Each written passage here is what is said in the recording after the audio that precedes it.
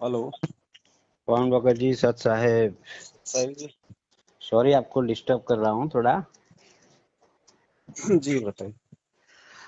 अभी पहले तो आपको इसके लिए फोन किया कि मुझे एक क्वेश्चन पूछना था। और दूसरा ये कि आपको अगर कुछ भी पैसे वैसे की जरूरत है तो मुझे बोल दो, मैं भेज देता हूँ।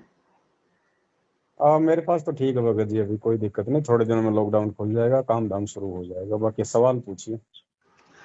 नहीं, वैसे भी जरूरत है तो बोल सकते हैं। ऐसा कुछ रिटर्न भी देने की जरूरत नहीं है। ऊपर वाला बहुत बड़ा है, अपना गुरु। नहीं नहीं, बिल्कुल सही है। ऐसी अगर कोई बात है तो आप जी जो रजिस्टर जो मेंटेन करवा रखा परमात्मा ने भगत समाज की मदद के लिए, आप जी अपना कुछ अंश वहां पे लिखवा सकते हैं।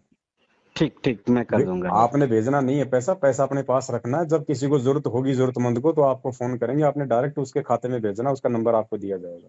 चलेगा चलेगा, नो प्रॉब्लम। जी प्रश्न ये था कि मैं अभी है ना 2-3 बार से जब रात को मंत्र करने के लिए बैठता हूँ ना, सतनाम का जाप करता हूँ ना, जी तो उठने के बाद है ना चक्कर से आते हैं। जी मतलब पूरा सर ऐसा घूम जाता है। जी। तो क्या होता है समझ में नहीं आता। 2-3 बार से ऐसा हो रहा है कंटिन्यू। ऐसा कुछ नहीं भगत जी, दास के साथ भी ऐसा होता है। क्योंकि जब परमात्मा रोज संध्या आरती करवाते हैं तो लास्ट का जो शब्द आता है ना, मेरे गुरुदेव भगवान, हाँ। तो दास जो है मतलब कि खड़ा होके उस आरती को करता है, पूरा परिवार। हम्म। क्योंकि हम अपने गुरु की स्तुति कर रहे हैं ना उसमें स्पेशली।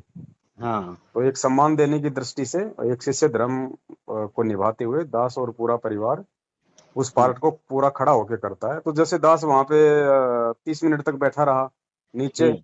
और हम्म। 5 मिनट के लिए जब ऊपर खड़ा होता है तो एकदम से क्या होता है भगत जी, कुछ हमारे शरीर की संरचना ही ऐसी है। कुछ जो है हम्म। मतलब कि खून का जो सर्कुलर है वो भी ऐसा ही होता है। हमारा ध्यान एक जगह केंद्रित हम्म। होता है। फिर हम हम्म। एकदम से ऊपर होते हैं खड़े। कुछ शारीरिक कुछ कमजोरी भी होती है, कुछ एक मतलब शरीर की अवस्था भी होती है, कोई उम्र का भी होता है।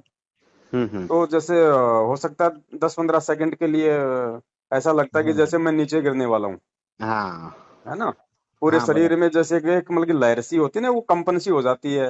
हम्म। तो ये सामान्य प्रक्रिया है, ऐसा कुछ नहीं है, ये उम्र के अकॉर्डिंग है भगत जी। और कुछ कमजोरियां होती हैं, क्योंकि अब देखो हम लोग कोई फालतू की चीज तो खाते नहीं भगत जी।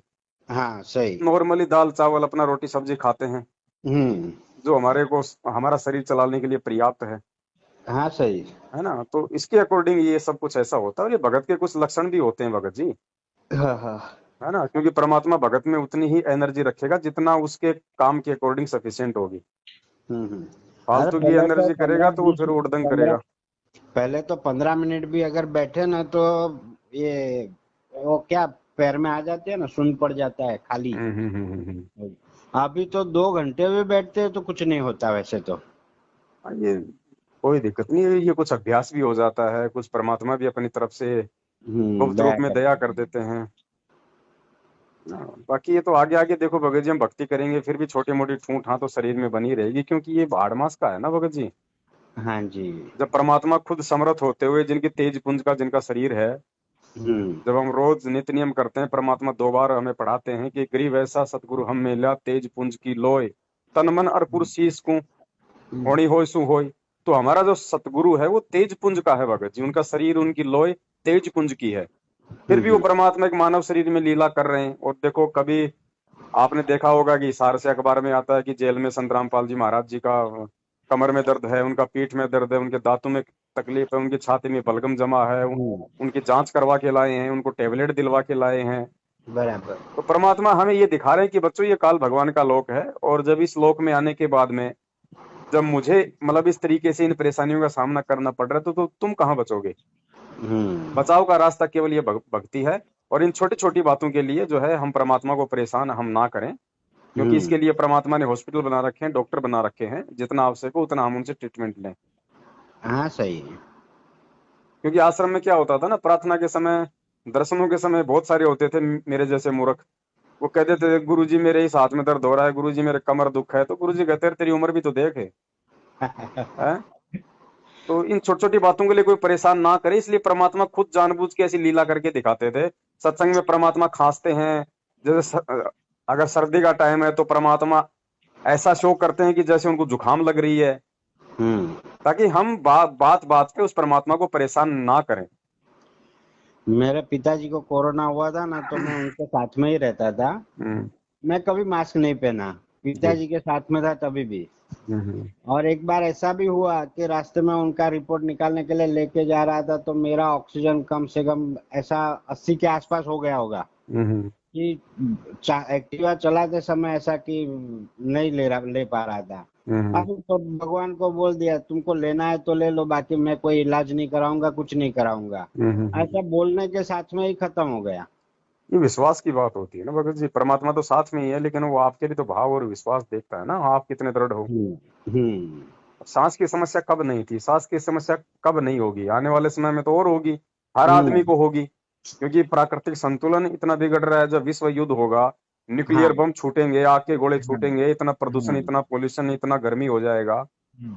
आम आदमी को सांस की प्रॉब्लम होगी। जब अभी कुछ व्यक्तियों के लिए ऑक्सीजन नहीं मिल रही, सिलेंडर नहीं मिल रहे, सोचो हम्म। आने वाले समय में क्या होगा।